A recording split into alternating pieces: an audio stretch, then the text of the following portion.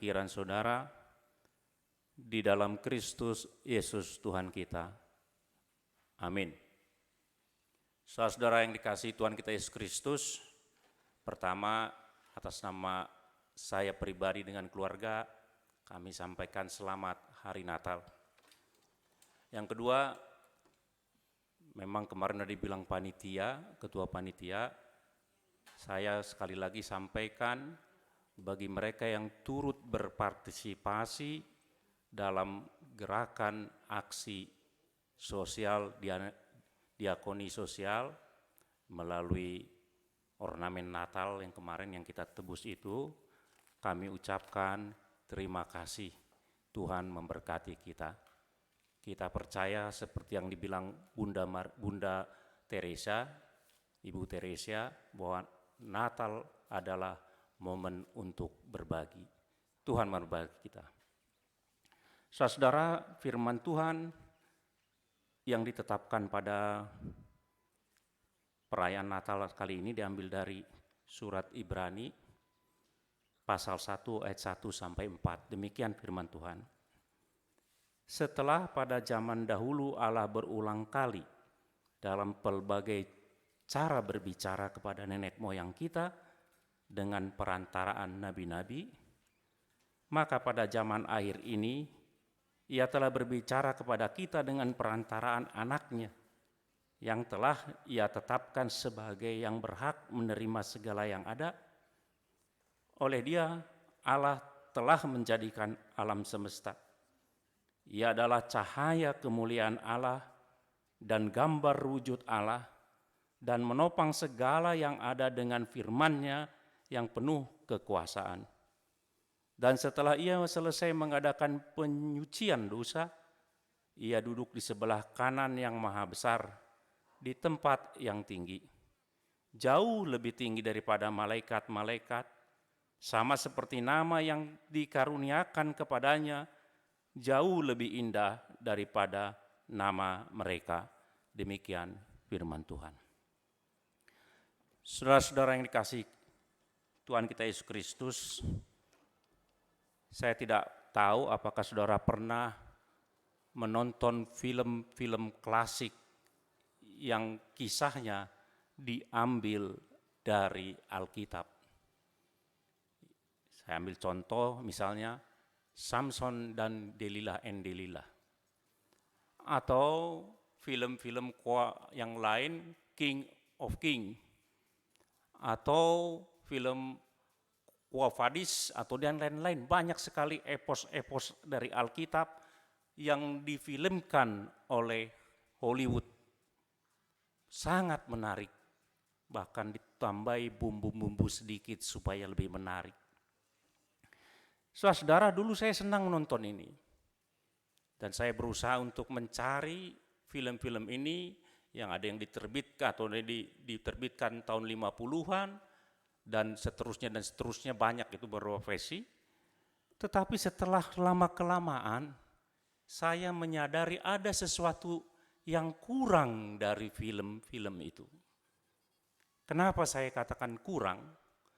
Karena nampaknya, saya ambil contoh tentang film Kristus, nampaknya Kristus itu berbicara dengan bahasa Inggris aksen Amerika.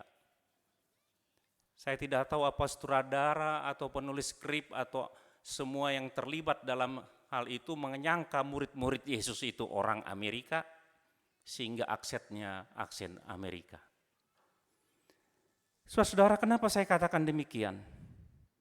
Sebab saya sendiri sebetulnya rindu bisa berbicara langsung dengan Tuhan. Tuhan berbicara langsung dengan saya dalam bahasa saya. Bahkan kalau bisa dalam bahasa hati saya sendiri. Sekarang pertanyaannya gini. Apakah Tuhan berbicara dalam bahasa kita? Dulu ada seorang pendeta Jerman datang ke kantor pusat ketika kami berkantor pusat dengan pendeta Marudut Manalu. Kemudian saya berbicara bahasa Batak dan orang pendeta ini bertanya kepada pendeta Marudut Manalu apa yang dibicarakan. Ini bahasa surga, kata Pendeta Mardut Manalu. Apakah Tuhan itu bisa memahami bahasa kita atau apakah kita bisa memahami bahasa Tuhan? Bahasa apa yang digunakan oleh Tuhan untuk berkomunikasi dengan kita?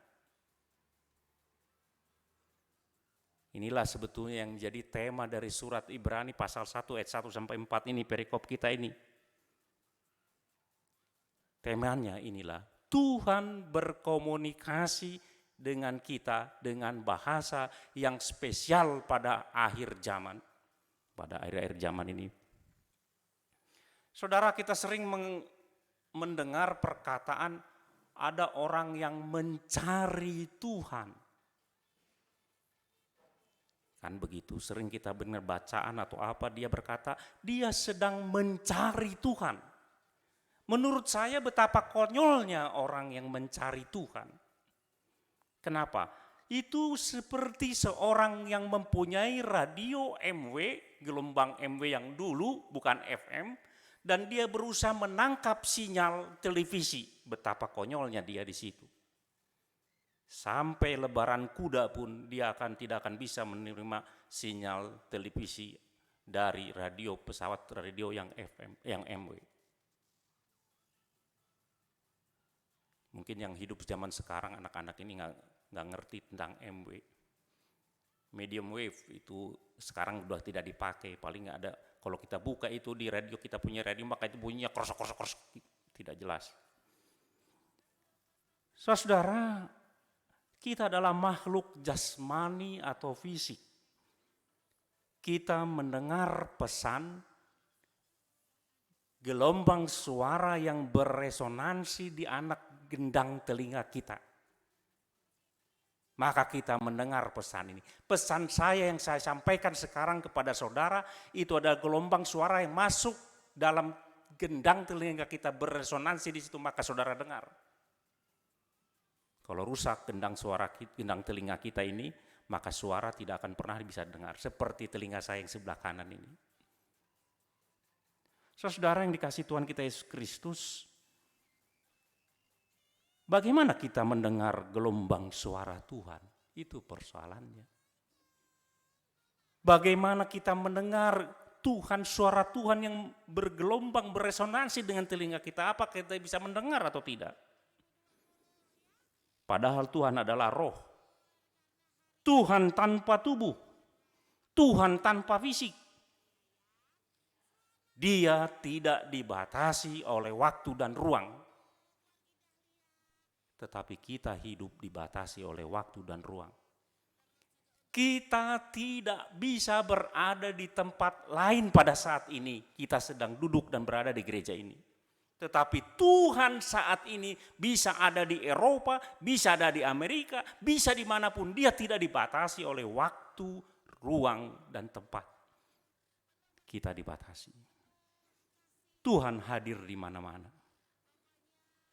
Oleh karena itu, saudara-saudara yang dikasihi Tuhan kita Yesus, oleh karena itu kita banyak bahasa-bahasa yang menentukan waktu. Kemarin, sebelum, setelah, akan datang. Maka kita dibatasi. Masa lalu kita anggap sebagai ingatan, masa sekarang kita alami, masa depan kita khawatirkan. Itulah manusia. Karena kita dibatasi oleh waktu. Oleh karena itu, komunikasi antara Tuhan dan manusia itu adalah sesuatu yang sangat rumit. Bukan mudah, saudara-saudara.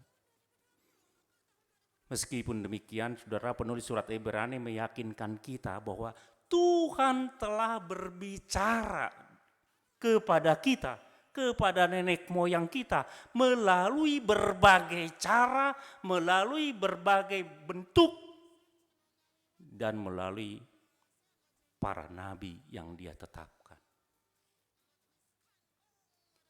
Tuhan berbicara dua tahap kepada kita menurut teks kita ini. Pertama, Dia melalui para nabi, kemudian Dia melalui anaknya Yesus Kristus. Dan inilah sebabnya teks kita ini berkenaan dengan Natal. Karena di balik Tuhan berbicara itu, tersitulah ada misteri Natal yang mau disampaikan oleh penulis Ibrani ini. Pertama-tama saudara kita lihat, setelah pada zaman dahulu Allah berulang kali dalam pelbagai cara berbicara dengan nenek moyang kita dengan perantaraan nabi-nabi. Pernahkah saudara mengenal seorang yang mengaku seorang nabi? Pernahkah saudara mendengar seorang yang mengaku bahwa dia adalah seorang nabi Tuhan? Saya pernah mendengar seorang pendeta dari denominasi gereja tertentu yang berkata dia berbicara langsung dengan Tuhan dan Tuhan memerintahkan dia untuk membuat perayaan Natal di suatu stadion, katanya. Saya sangat skeptis dan pernyataan demikian. Belakang ini banyak orang yang mengaku dapat berbicara langsung dengan Tuhan seperti seorang nabi yang mengutarakan apa yang dikehendaki Tuhan yang harus kita lakukan, yang orang harus lakukan. Tetapi itu juga dapat dipertanyakan, saudara. Tetapi saudara-saudara, meskipun demikian, kita perlu menyadari bahwa itulah yang diklaim oleh para nabi dalam perjanjian lama. Mereka mengalami Tuhan, mereka bersekutu dengan Tuhan, dan Tuhan menyatakan kehendaknya yang harus dia sampaikan kepada umat Tuhan. Itulah yang dialami oleh Musa. Dia bertemu dengan Musa, dan Musa menyampaikan kehendak Tuhan, dia menyampaikan 10 firman Tuhan, dia menyampaikan banyak-banyak peraturan, dia menyampaikan apa yang dikehendaki Tuhan. Oleh karena itu, seorang nabi adalah seorang yang menyampaikan pesan Tuhan. Bukan seorang peramal masa depan. Belakangan ini saudara-saudara sering kita dengar tulisan dari media atau apa, ada orang yang bisa meramal masa depan, maka mereka menyebutkan dia adalah seorang nabi. Belum tentu saudara-saudara. Hanya pesan Tuhanlah yang disampaikan oleh nabi, yang lain bukan. Saudara-saudara, karena bagaimana dengan orang-orang sekarang ini yang menyatakan bahwa ada seorang uskup dari gereja Anglikan yang bernama Gordon Berdy, itu di Kanada sana. Dia mengatakan demikian, ayat ini, teks kita ini, menyatakan bahwa kebenaran dari satu suku atau kalau di kita sekarang kita bilang kearifan lokal, itu adalah kebenaran dari Tuhan, kata dia. Jadi kalau kearifan lokal orang Batak yang ada sekarang ini adalah yang benar, itu adalah kebenaran yang berasal dari Tuhan. Apakah ini benar atau tidak? Tetapi Paulus berkata demikian juga. Ada kebenaran-kebenaran umum yang terjadi di antara bangsa-bangsa yang di seluruh dunia ini, dan itu diakui oleh Rasul Paulus, itu juga berasal dari Tuhan. Sumbernya adalah Tuhan. Tetapi kebenaran yang demikian adalah kebenaran yang masih belum sempurna diungkapkan oleh Tuhan. Inilah yang mau dikatakan oleh penulis surat Ibrani. Tuhan dulu berbicara kepada para nabi. Dan dia membicarakan, menyampaikan kepada kita. Tetapi itu belum sempurna, belum komplit, belum lengkap pernyataan Tuhan itu. Saudara, seorang anak taman kanak-kanak diajarkan untuk membaca kata, untuk menghafal kata, dan itulah manusia. Mungkin harus begitu. Kalau seorang anak dicekoki, ini sapi katanya.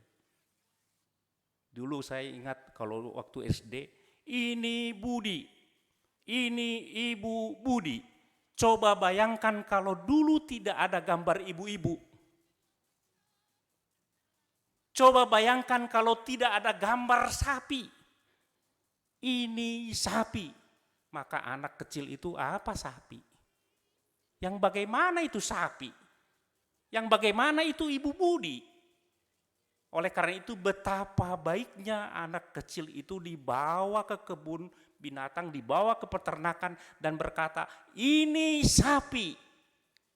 Dia tahu, oh ini sapi.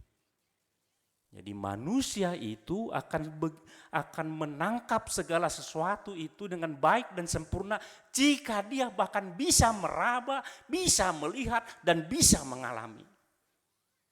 Dan itu yang dilakukan oleh Tuhan di dalam Yesus Kristus. Itulah yang dikatakan penulis surat Ibrani, pada akhir zaman dia berbicara dengan kita melalui Yesus Kristus, Allah yang menjadi manusia. Allah yang dialami oleh manusia, maka Allah itu tidak abstrak lagi bagi manusia. Itulah yang dikatakan Ibrani. Ini luar biasanya saudara-saudara. Tetapi sebelum sampai ke situ dia berkata demikian. Ia telah ditetapkan sebagai yang berhak menerima segala yang ada. Bahasa aslinya, yang ahli waris. Jadi dialah yang memiliki segala sesuatu yang ada. Bahkan oleh dia segala Allah menciptakan segala sesuatu yang ada. Maka sama dengan Rasul Yohanes, penulis surat Ibrani ini mau menyatakan bahwa Kristus ada bukan ketika ada peristiwa Bethlehem, tetapi balik lagi sebelum itu, sejak awal dari mulanya sudah ada Kristus karena dia menciptakan segalanya. Itulah Kristus. Ia adalah cahaya kemuliaan dan wujud Allah yang bisa kita lihat. Bayangkan saudara-saudara, inilah yang dibalik sekali yang katakan tadi, kenapa harus dari surat Ibrani ini? Karena ada dibalik misteri peristiwa Natal ini yang mau diungkapkan. Allah yang ada sejak mula, dari mulanya, yang menciptakan segala sesuatu, yang memiliki segala sesuatu, sekarang dia turun kepada kita untuk menyatakan siapa dia. Untuk menyatakan berbicara kepada kita. Oleh karena itu saudara-saudara, paling tidak ada dua hal yang mau dikatakan di situ. Yang pertama saudara-saudara, itu berarti Tuhan yang telah menjalani hidup dengan kita sekarang ini. Jadi Tuhan yang menjadi manusia, hidup, menderita, dan melarat seperti kita ini. Apa yang dialami Yesus dalam hidupnya yang singkat, dari kelahirannya yang sedemikian rupa, bahkan lebih sengsara dari kita, karena kita lahir ditolong oleh bidan dan tidak di sebuah kandang. Kita lebih beruntung dari dia, kita lebih di atas dia kemelaratannya, dia lebih melarat dari kita. Bahkan sampai akhir hidupnya dia susah menurut ukuran kita. Dia adalah Tuhan yang bisa memahami kehidupan kita. Jadi kalau Tuhan yang maha agung, Tuhan yang maha tinggi, Tuhan pencipta segala sesuatu turun kepada kita, maka kita tahu di situ dia mau memberitahu kita bahwa dia bersama dengan kita pada masa sekarang juga. Kalau kita juga mengalami banyak penyakit sekarang, dia juga mengalami. Dia tahu itu. Oleh karena itu saudara-saudara, kita memang harus hati-hati dengan penyakit.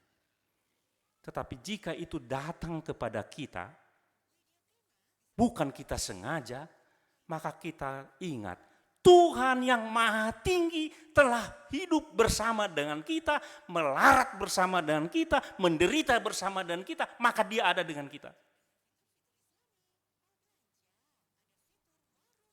Itu pesan Natal kepada kita saat ini.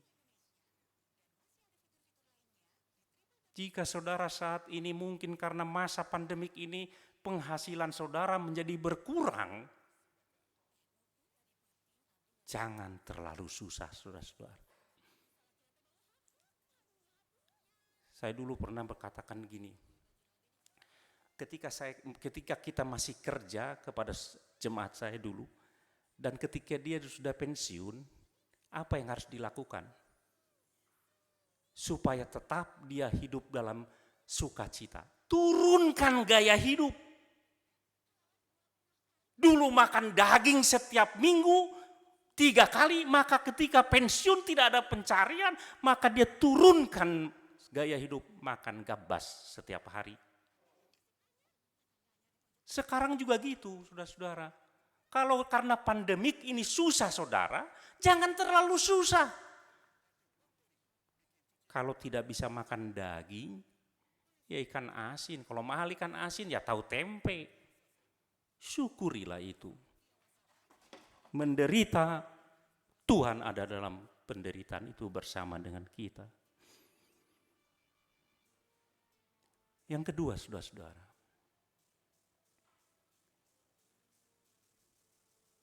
Kalau dikatakan di sini, Tuhan berbicara melalui Kristus, itu bukan berarti Kristus yang menyampaikan begitu saja, itu juga betul. Tetapi dalam kehidupan Kristus itu, dia mau berbicara kepada kita. Ketika Kristus menolong orang miskin dan terbuang, maka kita tahu bagaimana Tuhan itu sebenarnya. Tuhan tidak pernah sekali lagi membuang orang. Tuhan tidak pernah, kalau orang Batak katanya, didegi ngada badabu, ngagujab las didegi musai, tidak pernah. Oleh karena itu sudah gereja harusnya, kata seorang bapak gereja, dia berkata gereja itu adalah rumah sakit, bukan ruang sidang yang menyidangkan, mengadili dosa-dosa manusia, tetapi rumah sakit yang menyembuhkan. Ingat, gereja kita bukan gereja hukum. Kalau ada orang sakit di antara kita, berapa waktu yang lalu ada teman kita yang sakit kena COVID dan ditampung di sana setelah dia negatif, masa kita harus usir? Tidak betul itu. Apakah ini gereja atau ruang pengadilan? Bukan. Kristus sendiri, Tuhan sendiri tidak pernah membuang orang. Ingat itu. Ketika Tuhan disalibkan dan mengampuni orang yang menyalibkan, kita tahu di situ siapa Tuhan dan bagaimana Tuhan. Dia berbicara kepada kita. Kan begitu. Dia mengampuni. Itulah Tuhan yang terus mengampuni. Dan kita juga terpanggil untuk mengampuni sesama kita. Bayangkan saudara, jika Tuhan itu mempunyai sifat seperti kita, pendendam dan penghukum, sudah kemanakah kita? Tak ada seorang pun yang bisa berdiri di sini, duduk di sini. Tetapi Tuhan itu pengampun. Dan itulah sifat Tuhan. Tuhan berbicara kepada kita dalam diri Yesus Kristus. Dalam semua kehidupan Yesus Kristus, Dia berbicara kepada kita. Dan kita harus melakukan seperti yang Tuhan lakukan dalam hidup kita. Oleh karena itu, jika masih ada di antara kita hari ini yang bersoal tidak bertutur sapa dengan saudaranya, yang merayakan perayaan kelahiran Tuhan Yesus Kristus, pulang bertutur sapalah. Jika orang itu memang bersalah kepada kita, ampunilah. Karena hanya orang bersalah yang harus diampuni. Jangan katakan, kan dia yang bersalah, harusnya dia yang minta ampun. Tidak, itu namanya kita tidak mengampuni. Berbicaralah dengan mereka. Jika kita pulang dari tempat ini sekarang, yang merayakan kelahiran Kristus, pulanglah nanti. Tirulah apa yang dilakukan Kristus. Tolonglah orang-orang yang kekurangan. Tolonglah tegur sapa orang-orang yang kesepian. Jika ada orang tua yang kesepian di antara kita, jemaat kita saat ini, sapalah dia. Paling tidak dengan telepon. Jika kita mempunyai orang tua di kampung yang tidak bisa kita kunjungi saat ini, tongoson pasti dembanna, orang Batang bilang. Kirim sesuatu untuk menyapa mereka. Itu pesan Natal, Kristus juga begitu. Sekali lagi saudara-saudara, ada 2 tahap Tuhan berbicara kepada kita. Pertama melalui nabi-nabi yang belum komplit, belum sempurna, tetapi kemudian melalui Yesus Kristus dirinya sendiri yang menciptakan alam semesta, turun menjadi manusia dan ini berbicara kepada kita, bukan hanya menyampaikan apa yang dia katakan, tetapi juga hidupnya menyampaikan pesan kepada kita. Siapa Tuhan dan bagaimana kita harus bersikap dalam hidup kita ini. Dia bersama dengan kita. Dia Immanuel, Tuhan beserta kita. Bukan hanya capnya orang Kristen, SD Immanuel, Kor Immanuel, apa Immanuel. Tetapi terus menjadi khawatir dalam hidup ini. Bukan begitu kalau Immanuel. Tuhan beserta kita, ingatlah. Tuhan itu sekali lagi penuh kasih. Maka kita harus menjadi suara Tuhan, cahaya Tuhan kepada sesama kita. Tuhan memberkati kita. Mari kita berdoa. Ya Tuhan, terima kasih atas firman-Mu, kuatkan kami untuk melakukannya dalam kehidupan kami Tuhan. Tolong kami senantiasa Tuhan, karena kami adalah orang-orang yang lemah, yang sering gagal melakukan kehendak-Mu. Kami tahu Tuhan, Engkau senantiasa membuka tangan-Mu untuk menantikan kami kembali kepadamu. Tolong kami Tuhan, jika kami gagal, biarlah kami dapat bangun lagi Tuhan, dan kembali melakukan kehendak-Mu. Kuatkan kami, Roh Kudus-Mu menyertai kami Tuhan. Terima kasih Tuhan, di dalam Kristus kami berdoa. Amin.